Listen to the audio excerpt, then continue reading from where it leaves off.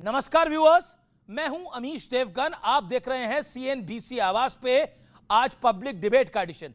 और इस हफ्ते सीएनबीसी आवाज के पब्लिक डिबेट में बात करेंगे एक ऐसे मुद्दे की जो छाया हुआ है। हालांकि फिल्म तो इस गुरुवार को रिलीज हुई है, लेकिन उसके चर्चे बहुत ज्यादा हैं। बात होगी धुरंधर की, लेकिन ये फिल्मी धुरंधर नहीं, ये सियासी धुरंधर है। बात होगी भारत के धुरंधर होने की। तो स्वागत है आपका सीएनबीसी आवाज के टक्कर के आज के बेहद स्पेशल, बेहद खास ब्रॉडकास्ट में।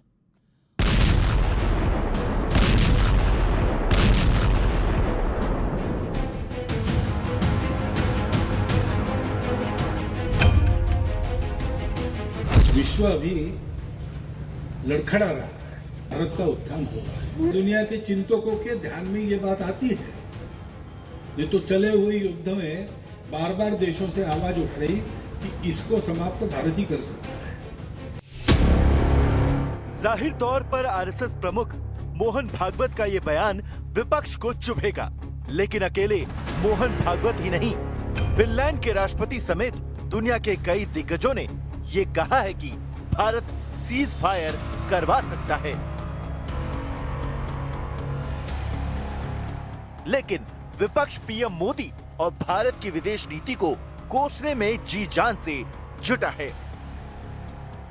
ये नैरेटिव भी बनाया जा रहा है कि भारत में तेल और गैस का भारी संकट है। बाकी सभी से हर तरफ चल रही है, पर सच्चाई तो यही है कि एलपीजी की किल्लत है। जो कारोबार हैं वो ठप पड़ गए हैं, जिनको गैस की रिक्वायरमेंट होती है। हालात ये है कि कांग्रेस के दिग्गज नेताओं शशि थरूर और मनीष तिवारी ने मोदी सरकार की कूटनीति की तारीफ क्या कर दी। खुद कांग्रेस ने ही शशि थरूर के खिलाफ मोर्चा खोल दिया। शशि थरूर ने कहा कि बिना किसी बड़े प्रभाव के चुप्पी साधना भी एक रणनीति हो सकती है। और कांग्रेस के ही मनीष तिवारी कह रहे हैं कि ये युद्ध तो हमारा नहीं है, तो दूरी बनाए रखना ही बेहतर है। Not our war. We've always been rather marginal players in the greater Middle East. We are doing the right thing. Shashi Tharoor साहब का तो हम लोग कई दिनों से देख रहे हैं कि वो एक अलग ही तरीके से सोचते हैं। उनको वहाँ जाने की बड़ी इल्तिजा है। वो मोदी जी के खास असिस्टेंट होना चाहते हैं। विद ऑल ड्यू रिस्पेक्ट, मैं उनसे बुरी तरह से डिसएग्री करती हूँ। मुझे लगता है भारत की चुप्पी निंदनीय है। इसमें कोई दो राय नहीं है कि तेल गैस की वैश्विक संकट से भारत अछूता है। लेकिन दुनिया के बड़े देशों के मुकाबले मोदी सरकार ने हालात को बेहतर ढंग से संभाला है। तो सवाल है कि क्या विपक्ष सियासी दुश्मनी में भारत की कामयाब कूटनीति को इग्नोर कर रहा है? आज इसी पर जनता के बीच होगी सबसे बड़ी बहस। चलिए, तो स्वागत है आपका आज की इस चर्चा के अंदर। आइए परिचय करा देते हैं मेरे साथ आज कौन कौन जुड़ रहा है। आनंद रंगनाथन, जाने माने राजनीतिक विश्लेषक प्रोफेसर, मेरे साथ जुड़ रहे हैं। मेरे साथ तस्लीम रहमानी है, जाने माने मुस्लिम स्कॉलर है और ईरान के मामलों के बड़े जानकार हैं। उनका अभिनंदन है जोरदार तालियों के साथ। विवेक श्रीवास्तव, सीनियर लीडर लेफ्ट के, उनका स्वागत है। भारतीय जनता पार्टी के नेता प्रवक्ता शिवम त्यागी जी का अभिनंदन है। कर्नल दानवीर रक्षा विशेषज्ञ हैं। और मेरे साथ कांग्रेस के नेता अश्विनी मिश्रा हैं, जोरदार तालियों से उनका भी अभिनंदन है। चलिए, तो बहस का एजेंडा क्या है? सरकार को उकसाकर विपक्ष देश को फंसाने का गेम खेल रहा है, यह आज का एजेंडा है। युद्ध के बीच भारत की नीति दुनिया में सबसे बेस्ट है विद अ क्वेश्चन मार्क। क्या भारत धुरंधर है नीति के अंदर? युद्ध के चलते वैश्विक महंगाई क्या भारत के लिए भी बड़ा चैलेंज होगा? अमेरिका, ऑस्ट्रेलिया, यूके, हर जगह पेट्रोल डीजल महंगा कर दिया गया है और काफी दाम बढ़े हैं, लेकिन भारत में 1 रुपया नहीं बढ़ा है। यह बड़ी बात है। और चौथा, धुरंधर 2 के विरोध के पीछे क्या सिर्फ और सिर्फ वोट बैंक वाला गेम है? यह बहस का एजेंडा है। चलिए, आज की चर्चा की शुरुआत करते हैं आपसे। तस्लीम रहमानी साहब, सवाल कुछ बहुत बड़े हैं और अगला 1 मिनट आप ही बोलिएगा। क्या आपको लगता है कई बार चुप रहना अच्छा रहता है? क्या आपको लगता है कि इस समय भारत की नीति, रणनीति सही है या सवाल या निशान के घेरे में है? आप शशि थरूर के साथ हैं या सुप्रिया श्रीनेत के साथ हैं? देखिए, मैं आरएसएस के चीफ मोहन भागवत जी के बयान का समर्थन करता हूं। भारत के अंदर ये पूरी के पूरा ये कैपेसिटी है कि इस जो प्लेसमेंट है हमारा ज्योग्राफिकल एंड जियोपॉलिटिकल प्लेसमेंट, इसमें भारत एक रोल प्ले कर सकता है यकीनी तौर पर। जहां ये मिडिल ईस्ट के जो कंट्रीज हैं और जो ईरान है इनके बीच भी वो कर सकता है, प्लस इसराइल से जो ताल्लुकात प्रधानमंत्री जी ने ज़ाती तौर पर बना रखे हैं, जो उनका दावा है कि मेरे दोस्त है बीबी, वो बीबी वाले जो रिलेशन हैं, तो वो उनसे भी कर सकते हैं। मसला ट्रंप जी का है, ट्रंप साहब से भी क्या उनके ऐसे ही ताल्लुकात हैं? अगर ट्रंप से भी वैसे ही ताल्लुकात हैं तो इंडिया की है, चाबी है इस मसले को हल करने की, जिसे इस्तेमाल करने की कोशिश की नहीं गई है। अगर 2 दिन पहले प्रधानमंत्री जी इसराइल जाके खड़े हो जाएंगे और उसके बाद ईरान पर वहां से हमला शुरू होगा तो फिर हम वो अपनी वो पोजीशन कमजोर कर देते हैं। यह मसला है। हमारे पास कैपेसिटी है भरपूर, भारत को विश्वगुरु बनने की कैपेसिटी है और एशिया की जंग में हमसे ज्यादा बड़ा पोटेंशियल स्टेक होल्डर और अमन कायम करने वाला चाइना से बड़ा है। चाइना पार्टी बना हुआ है, हम बहुत सी जगहों पे पार्टी नहीं है। शिवम त्यागी, आपकी बारी है। क्या आपको लगता है कि वाकई भारत की रणनीति कूटनीति धुरंधर है, या फिर जिस तरह से विपक्ष कह रहा है कुछ नहीं हो रहा, कुछ नहीं हो रहा, कुछ नहीं हो रहा? अमित जी, डेटा क्या कहता है बस ये देखने की जरूरत है। हिंदुस्तान आज इंटरनेशनल डिप्लोमेसी यानी कि अंतरराष्ट्रीय कूटनीति का धुरंधर है। ना भारत उसमें फंसा था, और जो हमारा धुरंधर अभी पाकिस्तान वाला मामला चल रहा है ना वो फंसा था। तो फंसा तो कोई नहीं पाएगा। जहां तक बात कूटनीति की है, वो कैसे बेहतर है हमारी, थोड़ा सा समझ लीजिए। भारत इकलौता एक ऐसा देश है जो स्ट्रेट ऑफ हार्मोज से ईरान से भी तेल ले रहा है। भारत एक ऐसा देश है जो रशिया से भी तेल ले रहा है। भारत एक ऐसा तेल है जो यूएई और कतर से भी गैस ले रहा है। भारत एक ऐसा देश है जो अमेरिका से भी एंगेज कर रहा है और तेल ले रहा है।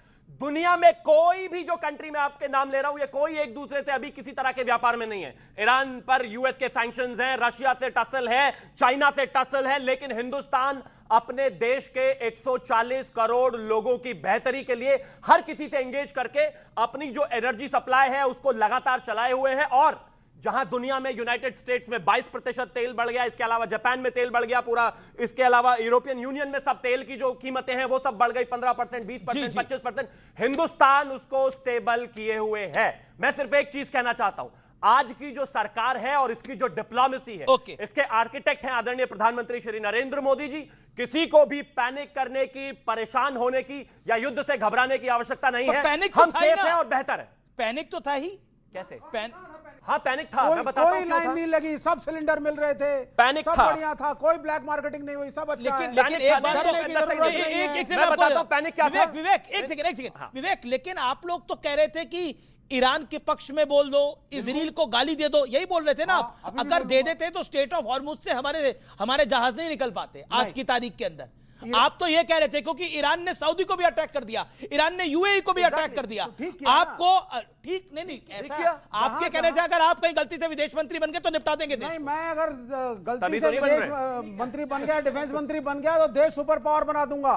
कंबल ओढ़ के छुप के बैठूंगा नहीं कि यही नहीं पता भारत किसके साथ है। और हम तो सुपर पावर थे हमेशा, हमने बांग्लादेश बना दिया।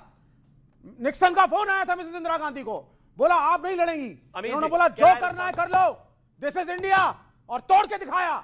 ये थी पावर इंडिया की। ये थोड़ी ना हमारा क्या लेना देना, हम क्यों साइड लें, हमारा तो युद्ध ही नहीं है। If you are a super power, you are a strong country, हर मसले में भारत का स्टेक है। बिल्कुल सही कहा। एक से बिल्कुल आपने बोला कि हम तो सुपर पावर थे, लेकिन 26/11 के बाद ये सुपर पावर कहां गई थी? जब हमारी सेनाएं तैयार थी, अटैक नहीं किया गया, कहां गई थी वो सुपर पावर? जवाब दीजिएगा, जवाब दीजिएगा। रघुनाथ मंदिर पर अटैक हुआ, सुपर पावर कहां गई थी? जवाब दीजिएगा। कई सारे सवाल है। ओके, कैसे सुपर पावर थे? पूरी दुनिया लड़ रही है और हमारे तेल के जहाज निकल कर आ रहे हैं। 2013 में सरकार थी यूपीए की और ईरान ने हमारे ही टैंकर को बंदी बना लिया था, निकलवा नहीं पाए थे 1 महीने तक। कैसे सुपर पावर थे भाई? 26/11 में इस देश में घुसकर 150 लोगों को मारकर चले गए आतंकवादी, चुप बिल में घुसकर बैठ गए। इस देश के वायुसेना चीफ ने कहा कि हमें उन पर हमला करना चाहिए, चुप होकर बैठ गए। कैसे सुपर पावर थे? छोड़िए इसके अलावा 2010 में जाकर उसी पाकिस्तान को मोस्ट फेवर्ड नेशन का दर्जा दे दिया। कैसे सुपर पावर थे भाई? इस देश में संकट मोचन मंदिर, वाराणसी समझौता blast case, Mumbai blast case, Hyderabad blast case, UP में ब्लास्ट केस, इतने सारे ब्लास्ट हो गए, पलटकर पाकिस्तान को जवाब दे नहीं पाए। ऐसे सुपर पावर थे भाई। क्योंकि हिंदू मुसलमान बातें करते हैं। हिंदू मुसलमान देश में लड़ता नहीं था तब। हिंदू मुसलमान इस देश का पाकिस्तान के मुसलमान से मेरा क्या लेना देना? वो मेरा रिश्तेदार है क्या? हिंदुस्तान के मुसलमान है मेरे। आपकी उपलब्धि जो पाकिस्तान के मुसलमान से कोई उपलब्धि नहीं है मुझे। आनंद रंगनाथन, मैं सीधा आता हूं। डू यू थिंक ऑपोजिशन का काम होता है सरकार को क्रिटिसाइज करना, एंड वो लेजिटिमेट राइट है उनका, and they should do it, लेकिन क्या ऑपोजिशन का काम यह भी होता है कि उकसाकर देश को फंसाने का गेम खेलना? अब देखते हैं मोदी फंसता है तो क्या करता है, कोविड में फंसेगा तो क्या करेगा, तेल नहीं होगा तो क्या करेगा। मोदी को फंसाएंगे हम, लेकिन ये मोदी को फंसाना नहीं है, देश को फंसाना है और देश को उलझाना है। देखिए, मोदी से नफरत करते करते ये लोग देश से नफरत करने लगे हैं। प्रॉब्लम ये है, सीधी प्रॉब्लम है, और कोई प्रॉब्लम नहीं है। मैं तो कहता हूं मोदी से नफरत करो, कोई और बचाने क्यों आए? मुझसे लोग नफरत करते हैं, मोदी जी मुझे बचाने आते हैं क्या? दिन रात ट्रोलिंग करते रहते हैं। मोदी से नफरत करो, लेकिन वो करते करते बीजेपी से नफरत करो, हिंदुओं से नफरत करनी है उससे कर लो विवेक, लेकिन देश से नफरत मत। हमने गलत क्या किया है? एक स्टेप गलत नहीं लिया है हमने। जो एलपीजी था वो हाँ हॉर्मुज से आता था, 90% जो हमारे इंपोर्ट से आते हैं, लेकिन रातों रात 24 घंटे में हमने जो 40% हमारा डोमेस्टिक आउटपुट था उसमें 30% की इंक्रीज कर दिया, क्योंकि जो ब्यूटेन और प्रोपेन और जगह यूज होता था, हमने कहा ये एलपीजी पूल में आएगा, इससे ज्यादा और क्या करना चाहिए। दूसरा, तेल के दाम हमने बढ़ाए नहीं है, जबकि सारे और देशों ने बढ़ा दिए हैं। वो इसलिए क्योंकि हम 45% गवर्नमेंट टैक्स लेती है, वो एब्जॉर्ब कर रही है। अब मैं तीसरी बात आपको बताता हूं। देखिए, देश से नफरत क्यों कर रहे हैं? इन्होंने कहा देखिए बीबी मोदी बीबी। इनको दुख इसलिए होता है कि कारगिल में भारत की जीत हुई, पाकिस्तान की हार हुई, और जिसने हमें जिताया यूएस के सैंक्शंस थे। ईरान ने हमें मदद नहीं करी, हमें मदद करी इजराइल ने। यस, ये इनको दुख होता है। Okay, you made your point. Okay, मैं एक सेकंड, रहमानी की साहब का काउंटर पॉइंट है, then I will go to Congress party. Rahmani sahab, India आपको लगता है देयर इज अब मोदी के साथ नफरत कर सकते हो लेकिन देश से नफरत ना करें, दैट्स द बॉटम लाइन? देखिए, ये बॉटम लाइन तो बिल्कुल सही है, इससे किसको इनकार है? इसको बार बार दोहराने की जरूरत भी उन लोगों को पेश आती है जो ये सब कुछ करते हैं, वरना इस देश का आम नागरिक और हम जैसे लोग ये बात जानते हैं कि हमको देश और देश के इंस्टीट्यूशन से प्यार रखना चाहिए और वफादारी रहनी चाहिए और उसकी तरक्की के लिए सोचना चाहिए, इंडिविजुअल्स के बारे में नहीं सोचा जाना चाहिए। तो मोदी से इख्तलाफ 1000 दफा हो सकता है, किया जाना चाहिए, डेमोक्रेसी का तकाजा है, लेकिन प्रधानमंत्री के लिए नहीं। आपके कहने से कुछ नहीं होगा, आप रखिए अपने पास। बोलिए थैंक यू इजराइल। नहीं, बिल्कुल नहीं। 2 दिन में 2 मिनट में साफ हो गया। आप बोलिए इजराइल विवेक जी बीच में नहीं, ठीक है। वो कह रहे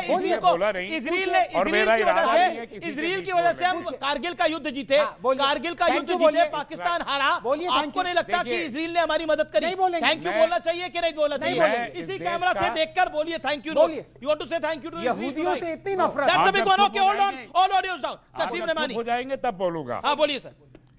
देखिए, मैं इस देश का आजाद शहरी हूं, बिल्कुल है, गुलाम नहीं हूं, बिल्कुल है, इसलिए मैं किसी के कहने से कुछ नहीं बोलूंगा। खुद से कहने से बोल दीजिए। दिमाग दिया है, ऊपर वाले ने दिमाग दिया है, मैं सोचूंगा क्या सही है क्या गलत है, मैं एनालाइज करूंगा क्या सही है क्या गलत है, तब बोलूंगा। अमीश के कहने 370 पर ईरान ने क्या किया था?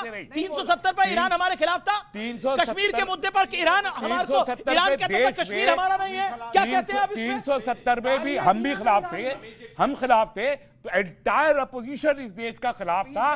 किसी के अंदर दम है कि एंटायर अपोजिशन को कहे कि एंटी नेशनल है? Okay, that's a point. Okay, ठीक है, ठीक है। आपको वक्त मिला, आपको 2 मिनट मिला। ओके, शिवम त्यागी देन कांग्रेस। ओके, ये आजाद नहीं है। इनका शरीर तो हिंदुस्तान में जरूर है, लेकिन इनका जो दिल है वो कहीं और की गुलामी कर रहा है। आप समझ ही नहीं रहे। मैं एग्जांपल दे रहा हूं आपको। अब कैसे मैं एग्जांपल दे रहा हूं? मैं एग्जांपल दे रहा हूं। रुकिए ना, रुकिए, मुझे एक चीज बताइए। अच्छा, मेरे देश पर मेरे देश पर आपको कैसे मालूम है कि मैं किसी और देश से? अभी साबित कर दे रहा हूं ना। रुकिए, कैसे मालूम है? अब एक चीज, रुकिए, आप मुझे एक चीज बताइए। अरे इनके दिल का ऑपरेशन हुआ है भाई बकायदा हिंदुस्तान में। तो मेरे पास तो उसकी रिपोर्ट आई नहीं थी, लेकिन मुझे वैसे ही पता है, इनकी बातों से समझ आ रहा है। अश्विनी जी, मेरा प्रश्न बहुत सीधा है। एक फिल्मी धुरंधर है, फिल्म आई है, उससे भी आप नाराज हैं। एक सियासी धुरंधर से भी आप नाराज हैं। आप अपने सिकंदर से ही सिर्फ खुश हैं। जी अमीश जी, नाराज नहीं है, दुखी हैं। और मैं अपनी बात को बड़ी शांति से 2 लाइन के साथ शुरू करना चाहता हूं कि जिनकी पीठ में रीढ़ की हड्डी बिल्कुल पाई नहीं जाती, मुंह चमका लें पॉलिश कर मन की काई नहीं जाती, मन में पैसों का लालच चरण बंदना होठों पर, घुंघरू बांध के नाच रहे हैं सरकारों के कोठों पर। तो ये समस्या है देश के प्रबुद्ध वर्ग की। देश का प्रबुद्ध वर्ग कहीं ना कहीं सरकार के सामने ऐसा नतमस्तक है, सरकार ने कहा झुको, वो रेंगने लगे। ये प्रॉब्लम है। हम दुखी इस बात को है कि हम सरकार से उन इंपॉर्टेंट विषयों पर सवाल भी नहीं कर रहे हैं और क्लीन चिट दे रहे हैं। आपकी बात कर रहा हूं आनंद जी, मैं आपकी बात कर रहा हूं। ये तो भारतीय जनता पार्टी के प्रवक्ता हैं, आपकी क्या मजबूरी है? आपको कौन सा राज्यपाल बनना है कि आप सरकार सवाल नहीं पूछ रहे हैं? पहली बार बोल रहे हैं, मेरा नाम ले रहे हैं। नहीं देखिए, आप अगर उनको लेकर बोल रहे हैं कि ये कोठों पर नाच रहे हैं तो बड़ा गलत है। नहीं, मैं बोल रहा हूं हिंदुस्तान में ताकत है, युद्ध रुकवा सकता बिल्कुल है, पर मोदी जी में नहीं है। क्योंकि मोदी जी तो वो हैं जिनका अपना युद्ध पाकिस्तान से अमेरिका ने रुकवाया था, ऑपरेशन सिंदूर। तो ये कैसे बात कर सकते हैं कि दूसरों का युद्ध रुकवाएंगे अमेरिका का, इनका खुद का युद्ध अमेरिका रुकवाता है? तो ये विषय बहुत गंभीर है। रही बात लास्ट चीज अमीर जी, आपने बोला पेट्रोल के प्राइस नहीं बढ़ाए। एक तो हमारे यहाँ पहले ही पेट्रोल के प्राइस बहुत थे 10 साल से, और आज ही पेट्रोल के प्राइस बढ़े हैं 2 रुपए पावर पेट्रोल के, और बहुत जल्दी बाकियों के बढ़ेंगे। एलपीजी का आप शायद बाहर की चाय नहीं पीते होंगे, जो बाहर चाय 10 रुपए की बेचता था आज 25 रुपए की बेच रहा है। उसके पास गैस के दाम बढ़े हैं, सामान्य पेट्रोल से बाहर निकलो और देखो कितनी क्राइसिस है, तब आपको समझ में आएगा कि क्या हो रहा है देश में। मुझे जाना है कर्नल दानवीर साहब के पास। दानवीर साहब, क्या आपको लगता है, देखिए एक तो फिल्मी धुरंधर है, एक सियासत में भी धुरंधर है, क्या आपको लगता है इस देश की ऑपोजिशन चाहती है मुल्क गलती करे, भारत गलती करे? हाँ बिल्कुल, ये इस बात से पता लगता है कि जब ये कहते हैं कि भाई अगर भारत विश्व गुरु है, सुपर पावर है, तो ये क्यों नहीं युद्ध रुकवा रहा, तो ये बेसिकली बताने की कोशिश कर रहे हैं कि नहीं है। मेरा तर्क यहाँ पर यह है कि जो कमजोर व्यक्ति होता है, हमेशा जो कमजोर आदमी होता है वो किसी न किसी के पैर छूता है, और जो मजबूत होता है, जो स्ट्रांग होता है, जो आत्मविश्वास से भरा हुआ होता है, जो संपन्न होता है, शक्तिशाली होता है, वो किसी के सामने झुकता नहीं है, न्यूट्रल पोजीशन रखता है और समझाता है। तो भारत यही काम कर रहा है कि नहीं कर रहा है? वो दोनों पक्षों को कह रहा है कि नहीं कह रहा है कि भाई शांति रखो, लड़ाई अच्छी बात नहीं है? तो सुपर पावर कौन है आप बताइए मेरे को? सुपर पावर हम हैं कि नहीं है? सुपर पावर हम है कि नहीं है? दूसरी बात यहां पर ये बात करी गई कि ईरान और ये सब बातें कर रहे हैं, तो भाई खमेनाई का आप इतिहास देख लीजिए। कश्मीर घाटी में सुप्रीम लीडर बनने से पहले उनके दौरे 80 के देख लीजिए, दौरे करे उन्होंने। क्यों करे भाई आपने 80 के दशक में दौरे? और फिर उसके बाद में आपने क्यों हमेशा ये बोला भारत को कि आप एक जस्ट पॉलिसी लाइए? क्यों बोला? क्यों भारत को हमेशा आप लताड़ते रहे कश्मीर के मुद्दे पर, और फिर बात बोल दिए उनके ऊपर कंडोलेंस जाके करे? क्या हम बेवकूफ हैं क्या? जो हमें गाली देता रहा, जो हमें परेशान करता रहा आदमी, करी तो सही ना कंडोलेंस जाकर। अरे वो गए थे, वो अलग चीज है, लेकिन एकदम से दौड़ते हुए नहीं गए थे ना। जैसे पाकिस्तान गए थे नवाज शरीफ की बिरयानी खाने दौड़ते हुए, वैसे नहीं गए थे आप कह रहे हो। वैसे मोदी जी नवाज शरीफ की बिरयानी, मेरे को तो नहीं लगता कि वो नवरात्रे रखने वाला आदमी बिरयानी खाता होगा। मोदी जी गए थे ना पाकिस्तान। ये क्या बोल रहे हैं? को इस धरती पे किसने पहली बार आने दिया? ये तो ये ऐसे बोल, ये बात करते हैं क्या आप वहाँ पे वेटर थे क्या? आप वेटर थे क्या? वहाँ पे प्लेटें उठा रहे थे? अरे ये लोग वहाँ प्लेटें उठा रहे थे, ये वहाँ प्लेटें उठा रहे थे, ये वहाँ बिरयानी की प्लेटें उठा रहे थे, इनको पता है?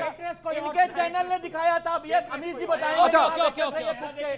विवेक, इस बात में कोई दरार नहीं है कि वैश्विक स्तर पे महंगाई बहुत ज्यादा हुई है, भारत में उसका इंपैक्ट, ये आप भी एग्री करेंगे, नहीं आया है, नेग्लिजिबल है। सिर्फ एलपीजी की कीमत बढ़ी है और पेट्रोल डीजल की कीमत नहीं बढ़ी है, सिर्फ एक्स्ट्रा प्रीमियम ऑयल की कीमत बढ़ी है। सामान्य लोग जो इस्तेमाल करते हैं उसकी कीमत नहीं बढ़ी है। ये क्या आपको लगता नहीं है ये एक वाकई धुरंधर वाली विदेश नीति है? देखिए, धुरंधर की विदेश नीति तो बिल्कुल धुरंधर वाली है। धुरंधर है क्या? धुरंधर है दुनिया की सबसे बड़ी नौटंकी। डाइवर्ट करो, जब फंस गए हो, मुंह छुपा रहे हो, तो डाइवर्ट करो। एक पिक्चर क्या है धुरंधर, आप मुझे बताइए। आप मतलब ये 150 करोड़ का देश ये कहता है we are big and brave, क्योंकि हमने, एक मिनट सर, एक मिनट, नहीं, आपका कंपटीशन सिर्फ एक ही मुल्क से होता है। मोदी साहब वही दिखाते हैं, धुरंधर 1, धुरंधर 2, आगे आएगी धुरंधर न्यू, उसमें हीरो बनेंगे आनंद रंगनाथन। क्या हमने पाकिस्तान को हरा दिया साहब? अरे व्हाट इज पाकिस्तान? आप अमेरिका के लिए कोई पिक्चर बनाइए, चीन की बनाइए, रूस की बनाइए, कुछ दिखाइए, भारत सुपर पावर है। आपसे 1/5 of your population is Pakistan, और धुरंधर दिखा करके आप क्या करना चाहते हैं? नौटंकीबाजी, पॉपुलेशन इज पाकिस्तान, नौटंकीबाजी, डाइवर्ट कर रही है सरकार, डाइवर्ट कर रही है सरकार मूल मुद्दों से। सारा आपका फोकस क्या कह रहा डाइवर्ट कर है? रही है। आपका क्या कह रहा है कि ये जो धुरंधर फिल्म आई है ये सरकार डाइवर्जन करने बिल्कुल डाइवर्ट कर रही है साहब। सर मूल एक सेकंड मुद्दों से आपकी डाइवर्ट जानकारी के लिए करो, पिक्चर दिखा धुरंधर रहे हो। 1 किस किसने देखी है? हाथ खड़ा करे वो अपनी, काफी लोगों ने देखी है। और उस फिल्म को जब आप देखने के लिए गए थे तो उसमें सेकंड धुरंधर 2 की रिलीज डेट थी कि नहीं थी? 19 मार्च की डेट थी। आपने देखी थी? किसने देखी थी वो डेट? हाथ खड़ा करे जिसने देखी थी वो डेट। 19 मार्च की आपने देखी थी। क्या लिखा था उसमें? खड़े होकर बोलिए, क्या था वो रिलीज डेट? फाइनल थी? फाइनल रिलीज डेट थी उसमें 19 मार्च की। 19 मार्च की। अब बताइए, जनवरी में पता था, दिसंबर में पता था कि युद्ध हो जाने वाला है? बताइए है क्या उस फिल्म में? चेहरे से नोटबंदी चेहरे से जो पिछले लगते जो बोल हर रहे हैं, चीज जो में पिछले मैं समझ निकाल नहीं दिया। पा रहा। सुनिए, जब से धुरंधर आई है तोते आप लोगों को क्यों उड़े हुए हैं? बिल्कुल ये सब हो क्या रहा है इस मुल्क के अंदर? अतीक अहमद उसी के अंदर साहब लेकर के चले आए, नोटबंदी उसी के अंदर लेकर के चले आए, दाऊद इब्राहिम उसी के अंदर, अजीत डोभाल खड़े हुए हैं। एक सेकंड, ये ऑडियो साउंड देखिए, ये वन बाय वन। इनकी बेशर्मी देखिए कि फिल्म बात करती है पाकिस्तान की है, हिंदुस्तान से जोड़ के प्रोपेगेंडा प्रोपेगेंडा प्रोपेगेंडा। अरे किसके लिए है भाई? पाकिस्तान के लिए है ना। तुम्हें क्यों दर्द हो रहा है? तुम पाकिस्तानी हो क्या? सिर्फ पाकिस्तान दिखता है। मेरा प्रॉब्लम पता क्या है? मेरा सिर्फ पाकिस्तान से है। फिर वही बात मैंने कहा था, पाकिस्तान मैं बिल्कुल बेंचमार्क ना है बोलने इनके के लिए लिए। तैयार हूं। ये कहता है पाकिस्तान बेंचमार्क है, बिल्कुल ना बोलने के लिए पाकिस्तान को हरा दिया तो सब अच्छा। विवेक मेरा निवेदन है, मैं एक चीज कहना मैं आपको भी दूंगा। मैं 10 सेकंड ये कहना चाहता हूं कि आपको इस देश में प्रधानमंत्री जी से नफरत है, देश से नफरत है, देश के लोगों से नफरत है, देश आगे बढ़ रहा है उससे नफरत है, वो बस ठीक है। लेकिन इस देश में जिसमें आप रहते हो, जिसकी आप सिक्योरिटी जो पूरी सरकार और पूरी जो फौज है वो देखती है, कितने लोग हमारे कहां कहां काम करते हैं इस तिरंगे के लिए, कम से कम उसको गाली मत दो। मैंने कल धुरंधर देखी, उस धुरंधर में हिंदुस्तान के मुस्लिम, हिंदुस्तान से संबंधित एक बात नहीं है। उसमें सिर्फ और सिर्फ पाकिस्तान को गरियाया है, लेकिन गरियाया पाकिस्तान को, दर्द इनको हो रहा है। कौन सा रिश्ता है भैया? गजब बात हो गई। ऑडियो डाउन, फिर आनंद रंगनाथन आएंगे। देखिए मेरी समस्या क्या है, भारत का कंपटीशन पाकिस्तान से होगा। हम उन पिक्चरों को देखेंगे जिसमें पाकिस्तान को हराया गया। 150 करोड़ का देश है, आपकी फिल्में, आपके एजेंट, हमारा देश, आपका बेंचमार्क है पाकिस्तान, कि पाकिस्तान से जीत गया तो वाह we are the super power. और जब डोनाल्ड ट्रंप रोड खड़ा करके अतीक अहमद, अब अतीक अहमद को पाकिस्तानी एजेंट ये हो रहा था, वो हो रहा था। अतीक अहमद गैंगस्टर। अरे भाई वो इस देश का गुंडे को गुंडा कहा जाएगा, उसको क्या बना दे? शांत बना दे उसको, गुंडा था वो। अतीक अहमद गुंडा था, सही था, गलत था, ये एक सच्चाई। दूसरी सच्चाई रॉबिन हुड भी था। और आपका रॉबिन हुड, आपके यहाँ 2 किलो चावल देके जाता होगा, हमारा कोई रॉबिन हुड नहीं था। गुंडा था, गैंगस्टर था, बलात्कारी था, अत्याचारी था। आनंद एक बड़ी खबर भी आ रही है। वो ही कह रहे हैं कि बुरहान वानी जो था एक स्कूल टीचर का बेटा था। ये वही कह रहे हैं कि अतीक अहमद जो है एक रॉबिन हुड भी था। बुरहान वानी जब मारा गया था, सरकार ने उनके साथ ये थे, पीडीपी के साथ। इनसे सवाल पूछोगे ना, जब बुरहान वानी मारा गया था तो उनके साथ सरकार में ये थे। आनंद जी, सुनिए मेरी बात, इतना सिलेक्टिव एमनीशिया काहे है? सुनिए पीडीपी के साथ सरकार में ये थे। जिस गवर्नमेंट की इतनी ज्यादा, अब मैं वो शब्द का इस्तेमाल नहीं करूंगा, लेकिन हालत खराब हो गई थी, इसको समझ लीजिएगा। जब हमारे एयरफोर्स चीफ ने कहा था कि 26/11 के बाद हमें टेररिस्ट हाइड आउट्स पे अटैक करना चाहिए, आप परमिशन दें, परमिशन नहीं दी कांग्रेस ने। डर के मारे कांप रहे थे। देखिए आप बार बार डिस्टर्ब करेंगे तो ऐसे नहीं। एक सेकंड भी नहीं बोले ऐसा। आप पहले नहीं अमीर जी, पहले आर्मी के नाम पे राजनीति नहीं होती थी। मिश्रा जी बस ऐसे ही देश को डिस्टर्ब करते रहते हैं ये कांग्रेस ही, सारा दिन काम नहीं करना, बस डिस्टर्बेंस ही फैलाना। देश को तुमने थोड़ा कहां डिस्टर्ब किया? शांति डर लगा रहता है, ये कच्चे बनियान में ना आ जाए, कहीं प्रोटेस्ट करते हैं। अब सुनिए मेरी बात, देखिए पाकिस्तान पूरा देश कच्चा बनियान में घूम रहा है आनंद जी। नहीं, कहां आपका है? यार देश में पूरा आप बाहर, आप स्टूडियो से बाहर तो यहाँ पर कौन है भाई? स्टूडियो में बाहर तो निकलो। सूट बूट पे स्टूडेंट बैठे हैं, यहाँ पर हर आदमी अच्छे खासे सूट में है, उन्होंने अच्छी जैकेट पहनी हुई है, आप भी अच्छी जैकेट और कपड़े पहने। ओके विवेक कह रहे हैं कि मैं धुरंधर में एक्ट करूंगा, ये ऑलरेडी एक्ट कर चुके हैं। वो जमाली नहीं है पाकिस्तानी जो वहां पे देखिए शक्ल काफी मिलती है। मैं आपको क्या बताऊं, बताओ यार, ऐसे नहीं चलेगा यार। नहीं ये गलत है ना, डिस्टर्ब किए जा रहे हो। 10 सेकंड में अटैक कर रहे हो आप पे कर रहा हूं क्या? आपको मजाक बना रखा है। विवेक ने 3 मिनट बोला, आपने 5 मिनट बोला, फिर भी आप शांत नहीं हो रहे हो। इसके बाद भी राहुल गांधी नहीं माने। आप सुनिए मेरी बात, पाकिस्तान एक देश नहीं है अमीश, पाकिस्तान एक सोच है, और जो सोच वो पाकिस्तान की पाकिस्तानियों में है वो कुछ हिंदुस्तानियों में भी है। ये बात आपको समझनी पड़ेगी। मैं एक सेकंड, नहीं, ओके शांति, तस्लीम रहमानी लेकिन बड़ी खबर है, एक बड़ी खबर है, कई विपक्ष के नेताओं ने धुरंधर फिल्म को लेकर बड़ा विरोध किया है। वो कहा है वो नफरत फैलाने वाली फिल्म है, घटिया फिल्म है। क्या क्या बयानबाजी आई है, ये सुन लेते हैं। ये बड़ी खबर है, इस समय की बड़ी अपडेट है। माननीय प्रधानमंत्री जी के सलाहकार अपने ऊपर मूवी बनवाते रहते हैं, प्रधानमंत्री जी मदद करते रहते हैं।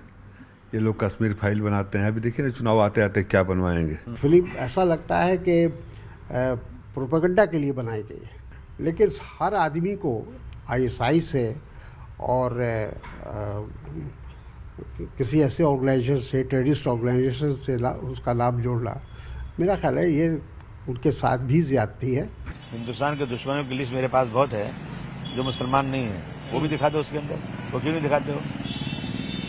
इस तरह की चीजें दिखा करके सिर्फ मुसलमानों के कंधों पर चढ़कर आपको राजनीति करना है, सिर्फ नफरत बांट रहे हैं आप झूठ की फिल्म दिखा रहे हो। ये सारी चीजें झूठ पे है। तस्लीम रहमानी, क्या कहना चाहते हैं आप? मैंने तो इसका फर्स्ट पार्ट भी नहीं देखा था, सेकंड भी देखने का मेरा कोई इरादा नहीं है। आप देख भी नहीं पाएंगे। एंटरटेनमेंट इंडस्ट्री, मैंने बहुत सारी इससे ज्यादा खराब फिल्में देखी हैं, बहुत सारी फाइलें देखी हैं रहमानी साहब की बात है। लेकिन मैं समझता हूँ ये एंटरटेनमेंट इंडस्ट्री इसको अपना काम कर रहे थे, नेगेटिव कर रही है, पॉजिटिव कर रही है, इतना इंपॉर्टेंस देके इनका कारोबार बढ़ाने की। लेकिन जिस अतीक अहमद को रॉबिनहुड कहा गया, उसके बारे में आप कुछ कहना चाहते हैं? नहीं, मैं अतीक अहमद और मुख्तार अंसारी और ये सब जितने भी माफिया वहां के थे, इनको बहुत पहले कंडेम कर चुका हूँ। मेरा पूरे वीडियोस मौजूद हैं कि मैं एक गुंडे को, एक बदमाश को मुसलमानों के लीडर की हैसियत। Good point. टेररिस्ट को बदमाश कह दिया, उड़ा दें। हमारे पास टेररिस्ट को बदमाश कह दिया। वो कानून का सुन लीजिए, एक मिनट, आज के भारत में बदमाश कह रहे हैं, वो कानून का शांति एक सेकंड। इसको बगैर ट्रायल के एक्स्ट्रा जुडिशियसली मारा गया, उसको मार रहा है, उसकी हत्या हुई है, जिसने मारा वो इदारा भी उसके लिए मुजरिम है। कर्नल दानवीर, जिस अतीक अहमद को क्या बोला गया? रॉबिनहुड। क्या बोला गया था? क्या बोला आपने? रॉबिनहुड। अब रॉबिनहुड की थोड़ी बातें मैं बताता हूं आपको। रॉबिनहुड की बातें सुनिए। मैं आपको बता रहा हूं, बकायदा तो चार्जशीटेड मामला है। अतीक अहमद ने बताया, मेरे पास हथियारों की कोई कमी नहीं है, मेरे पाकिस्तान की आईएसआई और आतंकी संगठन लश्कर ए तैयबा के साथ डायरेक्ट कनेक्शन है। पाकिस्तान से ड्रोन के जरिए पंजाब बॉर्डर पर हथियार ड्रॉप किए जाते हैं, लोकल कनेक्शन के साथ उसको एकत्रित किया जाता है, इकट्ठा करते हैं। जम्मू कश्मीर में आतंकियों को इसी खेप से हथियार मिलते हैं। ये अतीक अहमद के बारे में यूपी पुलिस की चार्जशीट है, जिसको रॉबिनहुड बताया गया यहाँ पर। और आप उस रॉबिनहुड को की आरती उतारिए उस रॉबिनहुड की। ये सत्य और तथ्य है, और ये कवर फायर देना बंद करिए। नहीं, मैं कवर फायर नहीं दे रहा। यूपी पुलिस की चार्जशीट है, इट इज नॉट प्रोवन। और दूसरा, यूपी पुलिस ऑडियो सबूत है। यूपी पुलिस, आप चाहते हैं मैं ऑडियो सबूत खोलूं यहाँ पर? ऑडियो सबूत खोलने को तैयार हूं मैं, ऑडियो सबूत है मेरे पास। ठीक है, अब आप मुझे एक बात बता दीजिए, एक सवाल, सिर्फ एक सवाल किसी से भी यहाँ पे। यूपी पुलिस की कंपिटेंस देखिए साहब, वो एक आदमी को पकड़ती है, कस्टडी में रखती है, जिसको सो कॉल्ड वरिष्ठ पत्रकार है, मैं कभी अमीश के खिलाफ नहीं बोलता, ये तथ्यों के साथ ही लाते हैं फैक्ट्स, जो कह रहे हैं साहब कश्मीर में और इसमें और आईएसआई में उसके लिंक्स। उस आदमी को लेकर के घूम रही है यूपी पुलिस, और दो लौंडे आए, मारी गोली, गो एंड गॉन। क्या कहेंगे यूपी पुलिस को आप? क्या दर्शाता है ये भारत के बारे में? अभी आप रॉबिनहुड कह रहे थे, अब आप यूपी पुलिस पे आ गए हो। कर्नल दानवीर, अतीक अहमद रॉबिनहुड है? अरे क्या बात करो यार आप। नहीं, आपको लगता है जो बोला गया, आपको ऐसा लगता है कि मेरे को ऐसा लग सकता है? You support his encounter? आपको लगता है? Absolutely. I mean, anybody can go Absolutely. and shoot. Absolutely. मतलब कोई भी पब्लिक से जाओ, भाई पुलिस कस्टडी में मेरे को लगता है गोली चलाओ। उनका वकील बच्चे, जैसे आप अपनी बात रखने के लिए फ्री है, वैसे वो फ्री है। सर, ये वकील बच्चे, इनसे पूछिए ना इस बात को। वकील बच्चों की बात नहीं है, पूछिए ना आप लोग लॉयर। एक मिलिट्री का रिटायर्ड कर्नल कह रहा है जो देश का विरोधी है उसको गोली लगनी चाहिए। अब क्या करें? अश्विनी जी, अमीश जी, मिलिट्री से अपेक्षा होती है रिस्पेक्टिव ऑफ गवर्नमेंट न्यूट्रल रहें, पर सॉरी कर्नल साहब, आप कतई न्यूट्रल नहीं है।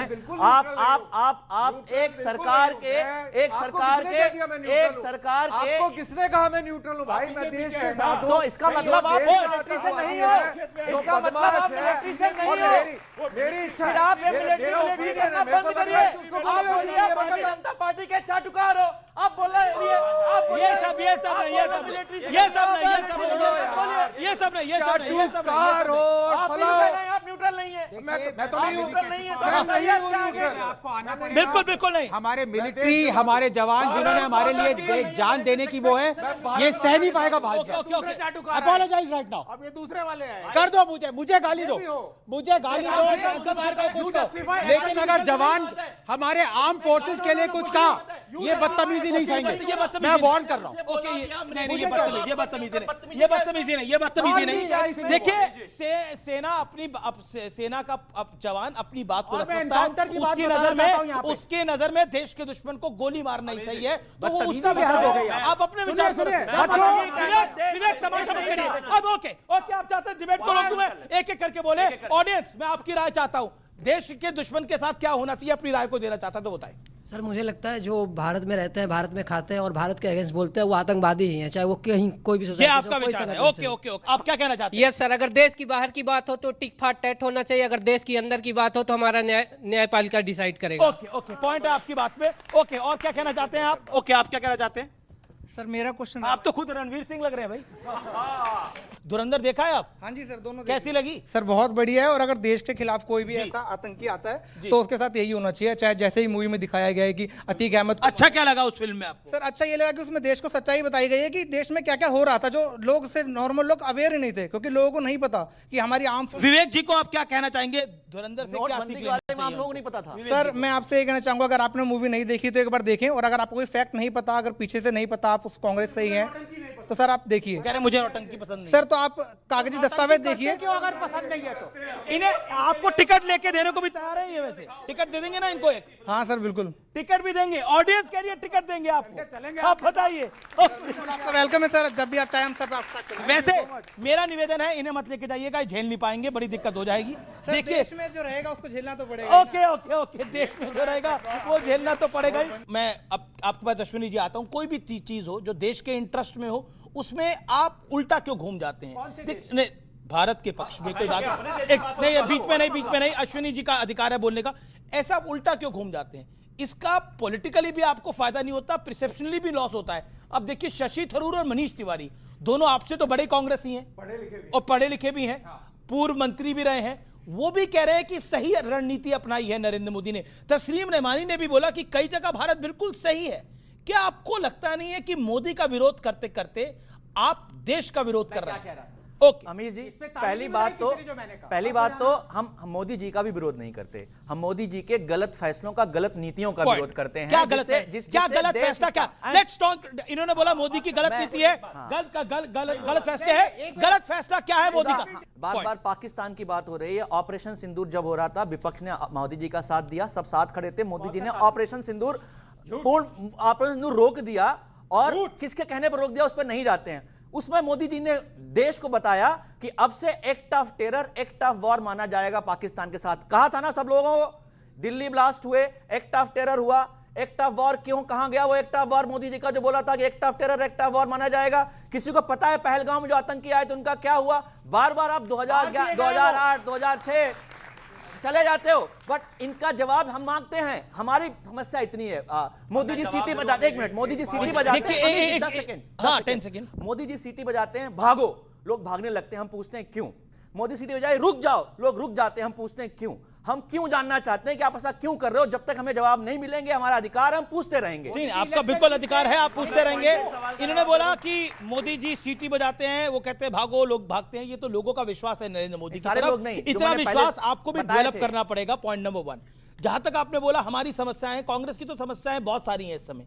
मैं इसमें, और मैं जेन्युइन बोल रहा हूं, कांग्रेस समस्याओं से घिरी हुई है। अभी असम में मैं देख रहा हूं, एक सांसद छोड़ के भाग गए हैं, एक मंत्री छोड़ के भाग गए हैं। आपकी समस्याओं का निदान किसी के पास भी नहीं है। मैं रहमानी साहब से भी कांग्रेस की समस्याओं की बात करूंगा तो बोलेंगे मुझे माफ करो भाई, कसम से। अगर मैं बात करूं, चारा नहीं नश्तर के सिवा, और ये सफाक मसीहा मेरे कब्जे में नहीं, इस जहां के किसी ज़ुरू के कब्जे में नहीं, हाँ मगर तेरे सिवा। अर्थात इसका मतलब अर्थ भी बता दीजिए। इसका मतलब यह है कि जो एक फोड़ा है, फोड़ा जानते हैं ना शरीर पे, कांग्रेस एक फोड़ा आप कह रहे हैं, फूल गया है, और इसको काटने के लिए एक चाकू की जरूरत है, और ये चाकू किसी के पास नहीं है, खुद तेरे पास है जिसके शरीर पे फोड़ा निकला हुआ है। किसके संदर्भ में ये बात कह रहे हैं आप? किसके संदर्भ में? मैं इस देश के एंटायर अपोजिशन के लिए कह रहा हूं। ओके, एंटायर अपोजिशन के लिए आप बात कह रहे हैं। चलिए, इस देश की ऑपोजिशन के पास एक फोड़ा है, वो चाकू पूरी दुनिया में घूम रहे हैं लेकर ढूंढकर, लेकिन चाकू उन्हीं के पास है। कर्नल दानवीर, मैं एक बार दोबारा आपके पास आ रहा हूं, क्या आपको लगता है बार बार अमेरिका अमेरिका अमेरिका की बात हो रही है? You take 10-20 second. नहीं, अमेरिका की बात इसलिए हो रही है कि उनको मजा आ रहा है, अदरवाइज हमें कोई वो कह रहे हैं हमारा युद्ध अमेरिका ने रुकवाया। वो उनको बोलने दीजिए, वो बोल रहे हैं ना, हमने क्या बोला पार्लियामेंट में, हम क्या बोल रहे हैं, तो आप हमारे सेनाओं के चीफ क्या बोल रहे हैं, और आपका खुद का भी तो अपना विवेक लगाइए कि आप जिस मुद्दे को लेकर गए थे, जिस एम को लेकर गए थे, आप ही एक ऐसा मुल्क है जिसने अपना एम पूरा किया। क्या अमेरिका ने अपना एम पूरा कर दिया? क्या रशिया ने यूक्रेन में अपना एम जिस मुद्दे को लेकर गया था कर पाए 2 साल में, 2.5 साल में? हमने किया। जिस एम को लेकर गए थे हमने उस बहुत बड़ी बात है, बहुत बड़ी बात है। देखिए इस समय, देखिए इसमें कहने में कोई गुरेज नहीं है, देश का, दुनिया का सबसे ताकतवर मुल्क भी फंसा हुआ दिखाई दे रहा है ईरान के अंदर। दुनिया का दूसरा बड़ा ताकतवर मुल्क जिसे रशिया कहा जाता है, वो भी यूक्रेन में फंसा हुआ दिखाई दे रहा है। हम गए, अपने 4 दिन में अपने टारगेट्स अचीव करे, पाकिस्तान के एयरबेस तबाह करे, वापस लौटे और अपनी टर्म्स पे युद्ध को रोका। देखिए युद्ध में जाना आसान होता है, युद्ध से निकलना, एग्जिट पॉइंट मुश्किल होता है, लेकिन मौजूदा शासन ने, मौजूदा पॉलिटिकल रिजीम ने यह ठाना युद्ध में जाएंगे और युद्ध से टाइमली बाहर निकल भी आए और देशवासियों को कोई नुकसान नहीं हुआ। वो सबसे महत्वपूर्ण बात है कि आप चाहेंगे हम यहां नोएडा में हैं, दिल्ली में हैं, यहां चंडीगढ़ में हो, वहां पे ऊपर से मिसाइल ले जाएं, ड्रोन जाए, ऐसा जीवन चाहते हैं क्या आप लोग? चाहते हैं क्या आप लोग? बिल्कुल। जब भारत ने अटैक करा पाकिस्तान के अंदर टेररिस्ट हब्स पे, तब यही लोग कह रहे थे से नो टू वॉर, और आज कह रहे हैं से यस टू वॉर, से यस टू वॉर, से यस टू वॉर। और यही इसे अंग्रेजी में कहते हैं हिपोक्रेसी। इसे अंग्रेजी में हिपोक्रेसी कहते हैं, जिसे डबल स्टैंडर्ड भी अंग्रेजी में कहते हैं, जिसे कहते हैं एक ऐसा षड्यंत्र करो, चाहे वो एलपीजी का मामला हो, चाहे वो ऑपरेशन सिंदूर का मामला हो, भारत फंस जाए, भारत फंस जाए और हमारी बल्ले बल्ले हो जाए। भारत के फंसने के बाद देखिए, एक पुरानी कहावत है, सरकारें आएंगी जाएंगी, स्वर्गीय अटल बिहारी वाजपेयी के शब्द हैं, सरकारें आएंगी जाएंगी, लेकिन यह देश रहेगा, इस देश के कोटि कोटि लोग हमेशा मौजूद रहेंगे, चाहे बीजेपी आए चाहे कांग्रेस आए। लेकिन ट्रंप के विषय के ऊपर क्या आपको लगता है ट्रंप फंसे हुए हैं? आपसे जानना चाहता हूं मैं। देखिए, आनंद रंगनाथ, पहली बात तो भले लाख बुराइयां हो मेरे दोस्त अश्विनी जी के पास, लेकिन ये ब्रेन वॉश नहीं है, क्योंकि उसके लिए ब्रेन चाहिए। अब मैं आपको 2 बातें बताना चाहता हूं। नहीं, सच बात। सॉरी, आपको किस पार्टी से आते हैं? देखिए अब मैं आपको बताता हूं। इंडिपेंडेंट इंडिया से, इंडिपेंडेंट इंडिया से लेकर 1947 से लेकर अब तक 2 हमारी ग्रेटेस्ट डिसीजंस नरेंद्र मोदी ने करी हैं, और उन दोनों के अगेंस्ट अश्विनी और कांग्रेस खड़ी हुई। क्या है वो 2 डिसीजंस? 1 साल के अंदर अंदर 1 बिलियन लोगों को 2 बार वैक्सीन दिलवाना, नरेंद्र मोदी ने किया। दूसरी डिसीजन, 80% हमारा पानी जवाहरलाल नेहरू ने बेच दिया था पाकिस्तान को इंडस वाटर ट्रीटी में।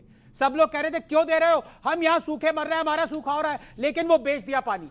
वो इंडस वाटर ट्रीटी ऑपरेशन सिंदूर के बाद अबेंस में लाई गई है। हम अपने यहां पे डैम बना रहे हैं, अपना पानी हम खुद खर्च कर रहे हैं, लेकिन ये अगेंस्ट है। अब आप मुझे बताइए, ये 2 डिसीजन देश के हित में थी कि नहीं थी?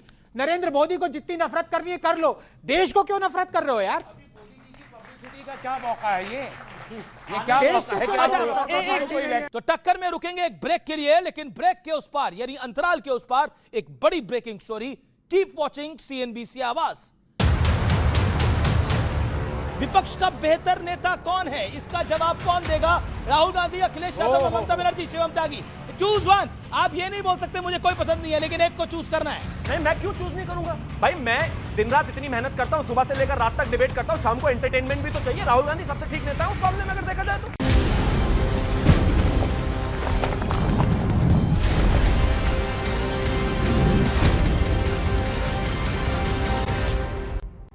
वेलकम बैक व्यूअर्स, आप देख रहे हैं सीएनबीसी आवाज पे टक्कर का आज का ब्रॉडकास्ट। अब फोटो राउंड पर आने से पहले मैं आपको बताना चाहता हूं कि ऑस्ट्रेलिया में 40% डीजल और पेट्रोल के दाम बढ़े हैं, यूएस में 33% बढ़े हैं, सिंगापुर में 34% बढ़े हैं, स्पेन में 31%, मिस्र में 17%, चीन में 11%, कतर में 8%, हांगकांग में 6%, मलेशिया में 4% और भारत में 0%। यानी आप सोच सकते हैं कि हमारी कूटनीति, हमारी रणनीति कितनी धुरंधर है। लेकिन अब फोटो राउंड की बारी है। अब ये पिक्चर राउंड बहुत जोरदार है, ये धुरंधर पिक्चर राउंड है। आइए देखते हैं पहली पिक्चर कौन सी आ रही है। अब अपने पीछे की वीडियो वॉल देखेंगे। पहला सवाल ऑपोजिशन से है और विवेक इसका जवाब देंगे। राहुल जी और अखिलेश जी को कौन सी फिल्म देखनी चाहिए, धुरंधर 1 या धुरंधर 2? आपकी विवेक जी राय क्या है? नहीं, दोनों का बाइकआउट करो, दोनों नौटंकियां हैं, दोनों का बाइकआउट करो। लेकिन दोनों हिट हैं। नहीं, हिट हैं क्योंकि अब ये भाई अमेरिका को कुछ कहना नहीं चाहते, पाकिस्तान इनका हीरो ठीक है। ओके, तस्लीम Ramani, what is your advice, which movie they should watch, धुरंधर 1 और धुरंधर 2? और अखिलेश को मिलके धुरंधर 3 अब खुद बनानी चाहिए। अच्छा, that's a good one, that's a good one, that's a good one. Okay, नहीं, आपको क्या लगता है मिश्रा जी, आप कौन सी देखना पसंद करेंगे? मैंने पहली देखी है, दूसरी भी देखूंगा, इसमें कोई प्रॉब्लम नहीं है। मूवी एंटरटेनमेंट पर्पस से बनती है, प्रॉब्लम सिर्फ उसके प्रोपेगेंडा पार्ट से होती है जिसको क्रिटिसाइज करते हैं। अब अगला सवाल पक्ष से है और इसका जवाब आनंद रंगनाथन देंगे। अभी इन दोनों में से कौन ज्यादा फंसा हुआ है? आइए देखते हैं, दो तस्वीरें आएंगी आपकी स्क्रीन के ऊपर। अभी इन दोनों में से कौन ज्यादा फंसा हुआ है, बेंजामिन नेतन्याहू या डोनाल्ड ट्रंप? रंगनाथन जी। डोनाल्ड ट्रंप फंसे हुए ज्यादा। डोनाल्ड ट्रंप फंसे हुए हैं। कर्नल दानवीर, आपको क्या लगता है? Donald Trump. आप कुछ कहना चाहेंगे शिवम त्यागी? ओके, आपने क्या बोला? ओके, वहां तो हमारे मोदी शिवम त्यागी, मुझे मैं अपनी सरकार का पक्ष रखने आया हूं। कौन फंसा है नहीं मुझे नहीं पता, हम नहीं फंसे ना फंसने वाले, इतना तय है।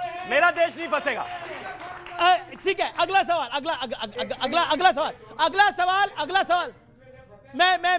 मैं सीधा रुख करता हूं। किसकी विदेश नीति बेहतर है? किसकी विदेश नीति बेहतर है? तस्लीम रमानी, आपका जवाब, आप ऑब्जेक्टिव, मुझे उम्मीद है जवाब देंगे। डॉक्टर मनमोहन सिंह, सोनिया गांधी या नरेंद्र मोदी? रेवानी साहब देखिए पीछे फोटो आई है। अच्छा, तो सिर्फ प्रधानमंत्रियों की वो आप वो तो एक ही तस्वीर होनी चाहिए ना, वो दो क्यों लगा दी आपने? ठीक है, मतलब सरकार, हाँ बोलिए। बैलेंस नहीं है। देखिए, ये दोनों अपने अपने समय पे बैलेंस करते रहे, लेकिन मैं मनमोहन सिंह जी की पॉलिसी 2007 की जो पॉलिसी थी उनकी न्यूक्लियर डील वाली, ओवरऑल उसकी वजह से मैं उसको अप्रूव नहीं करता। ये आज की हालात उस वजह से पैदा हुई। ओके, आपको लगता है मोदी की बेहतर है?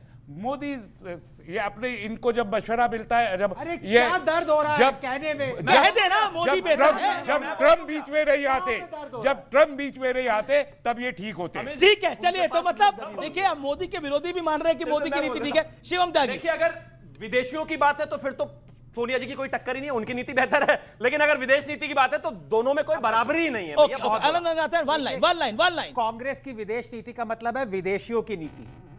ओके, सर, आपकी लाइन क्या है? देखिए, हमारे एक लाइन में बता रहा हूं, हमारे एक बड़े ही सम्मानित सांसद हैं निशिकांत दुबे जी। एलओपी को तो सम्मानित मानते नहीं। उनसे एक शब्द मैं उधार में लेता हूं, फटीचर। उनसे एक शब्द उधार में लेता हूं, फटीचर। यह फटीचर फॉरेन पॉलिसी चल रही है। फटीचर पॉलिसी चल रही है।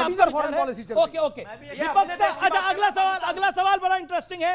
विपक्ष का बेहतर नेता कौन है? इसका जवाब कौन देगा? राहुल गांधी, अखिलेश यादव, ममता बनर्जी, शिवम त्यागी? Choose one. आप ये नहीं बोल सकते मुझे कोई पसंद नहीं है, लेकिन एक को चूज करना है। नहीं, मैं क्यों चूज नहीं करूंगा भाई? मैं दिन रात इतनी मेहनत करता हूं, सुबह से लेकर रात तक डिबेट करता हूं, शाम को एंटरटेनमेंट भी तो चाहिए। राहुल गांधी सबसे ठीक नेता है उस मामले में अगर देखा जाए तो। एंटरटेनमेंट के मामले में आपको लगता है? ठीक है, चलिए, आपको कौन बेहतर नजर आता है विवेक जी इन तीनों के? देखिए, राहुल गांधी नेशनल लीडर हैं, उनकी पार्टी का नेशनल प्रेजेंस है। दोनों नेता बाकी भी सम्मानित हैं, लेकिन वो एक राज्य तक तराजू से बेहतर तोल देता है ये आदमी, मतलब किसी को गलत नहीं, किसी को तो सही बता। चलिए, ओके, चलिए, पिक्चर राउंड यहां खत्म होता है। तो फिलहाल सीएनबीसी आवाज के टक्कर के आज के ब्रॉडकास्ट में इतना ही।